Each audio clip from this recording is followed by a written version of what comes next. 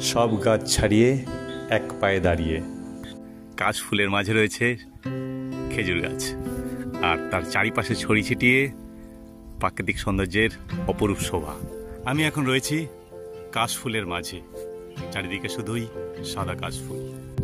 বাংলার মাঠে ঘাটে প্রান্তনে ফুটে রয়েছে সাদা কাশফুল। মেঘলা আকাশ, সবুজ প্রান্তর, বহুদূর বিস্তৃত। সকালের মিষ্টি হাওয়ায় মাথা দোলাচ্ছে কাশফুলেরা।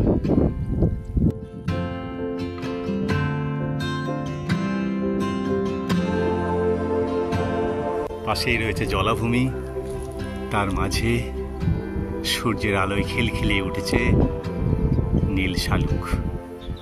প্রকৃতি আর পরিবেশের মেলবন্ধন।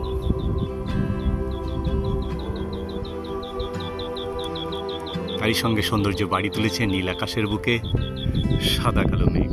সুন্দর গাছপালায় ঘেরা মেঠো পথ, যতদূর চোখ যাবে এমনই সুন্দর প্রাকৃতিক দৃশ্য। রয়েছে জলাভূমি, রয়েছে বিভিন্ন রকমের পাখি। শরতের ছোঁয়ায় সেজে উঠেছে সমগ্র প্রকৃতি। এখানে এলেই মনে হবে পুজো এসে গেছে। মেঘলা আকাশ, তারই মাঝে উকি দিচ্ছে নীল আকাশ। তার নিচে উজাড় করে দিয়েছে প্রকৃতি নিজেকে বাংলার প্রান্তরে। আপনাদের যদি ভালো লাগে স্বাগত। যখন খুশি চলে আসুন এই প্রকৃতির সৌন্দর্যকে উপভোগ করবার জন্য। যদি ভালো লাগে লাইক, সাবস্ক্রাইব। যদি কোনো প্রশ্ন থাকে কমেন্ট বক্স। আমি অপূর্ব বোস, আপনারা দেখছেন ইউনিক অ্যাডভেঞ্চার।